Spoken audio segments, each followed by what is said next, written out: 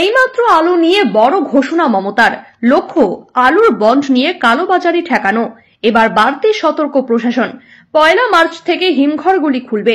সরকারি নির্দেশ রয়েছে ২০ মার্চ পর্যন্ত ক্ষুদ্র ও প্রান্তিক চাষিদের জন্য হিমঘরের মোট মজুত জায়গার ন্যূনতম ৩০% বরাদ্দ রাখতেই হবে। গতবার এই পরিমাণ ছিল ২০%। প্রশাসন সূত্রে খবর, বিভিন্ন ব্লকে শিবির করে হিমঘরে আলু রাখতে ইচ্ছুক ক্ষুদ্র ও প্রান্তিক চাষিদের থেকে আবেদনপত্র সংগ্রহ করা হবে। ব্লক স্তরে সেসব আবেদন খতিয়ে দেখা হবে। ওই ৩০% কাদের আলু থাকবে সেই সুপারিশ ব্লক প্রশাসনই করবে। গতকাল মেদিনীপুরে এক প্রশাসনিক বৈঠক হয়েছে। ছিলেন জেলাশাসক খুরশিদ আলী কাদেরি, পাশাপাশি ছিলেন ডিস্ট্রিক্ট রুরাল ডেভেলপমেন্ট সেলের প্রজেক্ট ডিরেক্টর গোবিন্দ হালদার, উপকৃষি অধিকর্তা মৃদুল ভক্তা প্রমুখ। ছিলেন হিমঘরের মালিকরাও। সরকারি নির্দেশ সম্বন্ধে হিমঘর মালিকদের অবহিত করা হয়েছে। জেলা প্রশাসনের এক আধিকারিক মানছেন, হিমঘরে আলু রাখার প্রশাসনিক কোটার সুযোগ পাবেন ক্ষুদ্র ও প্রান্তিক চাষিরা। ব্লক স্তরে শিবির হবে। ইচ্ছুক চাষিদের থেকে আবেদন নেওয়া হবে। আবেদনগুলি খতিয়ে দেখা হবে। এরপর ব্লক স্তর থেকে সুপারিশ করে বিভিন্ন হিমঘরে চাষিদের নাম পাঠানো হবে। যাদের নাম পাঠানো হবে তারা ওই প্রশাসনিক কোটায় হিমঘরে আলু রাখতে পারবেন। উৎপাদিত আলু যাতে প্রান্তিক ও ক্ষুদ্র চাষিদের হিমঘরজাত করতে বেগ পেতে না হয়, সেজন্যই এই বন্দোবস্ত। মাথাপিছু ৭৪ বস্তা অর্থাৎ ৩৫ কুইন্টাল আলু হিমঘরে মজুত রাখতে পারবেন চাষিরা। গত বছর এই সীমা ছিল মাথাপিছু ৫০ বস্তা অর্থাৎ ২৫ কুইন্টাল। ইতিমধ্যেই জমি থেকে আলু উঠতে শুরু করেছে। ১ মার্চ থেকে আলু হিমঘরজাত হতে শুরু করবে। পশ্চিম মেদিনীপুরে হিমঘরের সংখ্যা ৮৯টি। এই সংখ্যক হিমঘরে মজুত রাখা যায় প্রায় ১৪ লক্ষ মেট্রিক টন আলু। এই জেলায় বছরের চাহিদা প্রায় ২ লক্ষ মেট্রিক টন আলু। বাকিটা যায় ভিন জেলায়, ভিন রাজ্যে। মাস কয়েক আগেও আলু নিয়ে সমস্যা হয়েছিল। পরিবর্তিত পরিস্থিতিতে রাজ্যের ঘোষণা ছিল, রাজ্যবাসীর চাহিদা না মিটিয়ে আলু ভিন রাজ্যে পাঠানো যাবে না। কালোবাজারির আশঙ্কায় বন্ডের ক্ষেত্রে ঊর্ধ্ব সীমা বাঁধা হয়েছে।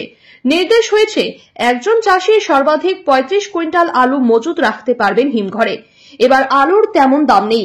অনেক জায়গায় মাঠেই পড়ে রয়েছে আলু। মাঠ থেকে ৫০০-৫৫০ টাকা প্রতি কুইন্টাল দরে আলু বিকোচ্ছে। মেদিনীপুরের প্রশাসনিক বৈঠকে হিমঘর মালিকদের স্পষ্ট জানানো হয়েছে, কোনোভাবেই ১ মার্চের আগে হিমঘরে আলু ঢোকানো যাবে না। ২০ মার্চের পর আর ওই প্রশাসনিক কোটা থাকবে না। ডিভিসির ছাড়া জলে ক্ষতিগ্রস্ত আলু চাষিদের পাশে দাঁড়ালো রাজ্য সরকার। বাজার দরের থেকেও বেশি দামে আলু কিনছে রাজ্য। সুফল বাংলা স্টলে তা বিক্রি করা হবে।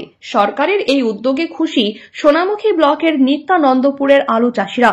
জলের স্তর বেড়ে যাওয়ায় বাঁকুড়ার সোনামুখীর প্রায় ৭০ বিঘার বেশি জমি জলের তলায় চলে যায়।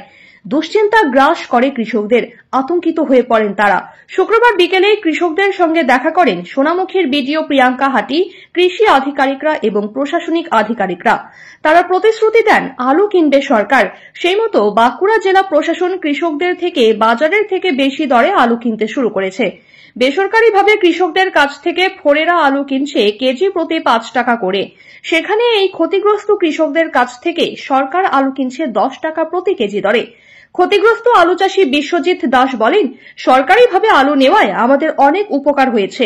জলে ডুবে থাকা আলু বাজারে বিক্রি করতে গেলে অনেক কম দাম পেতাম। রাজ্য সরকার এই আলু কিনে নেওয়ায় আমরা দ্বিগুণেরও বেশি টাকা পাচ্ছি। ক্ষতিগ্রস্ত আরও এক কৃষকরা বলেন, আলুর দাম ব্যবসায়ীরা তাদের মর্জি মতো বলছিল, তাতে আমাদের চাষের খরচ অর্ধেকও উঠত না।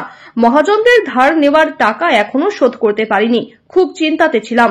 বাঁকুড়া জেলা এগ্রি মার্কেট বিভাগের আধিকারিক উত্তম হেমব্রম বলেন, আমরা বেশ কিছুদিন ধরে জেলার বিভিন্ন প্রান্তে ১০ টাকা কেজিতে চাষিদের কাছ থেকে আলু কিনেছি। তা সুফল বাংলা স্টলে বিক্রয়ের জন্য পাঠানো হচ্ছে। অন্যদিকে আবহাওয়া দফতরের পূর্বাভাস অনুযায়ী এদিন দুপুরের পর থেকে আবহাওয়ায় পরিবর্তন হবে উত্তরবঙ্গে। তাতে দার্জিলিং পাহাড়ের পাশাপাশি জলপাইগুড়ির সমতলে বৃষ্টির সম্ভাবনা রয়েছে।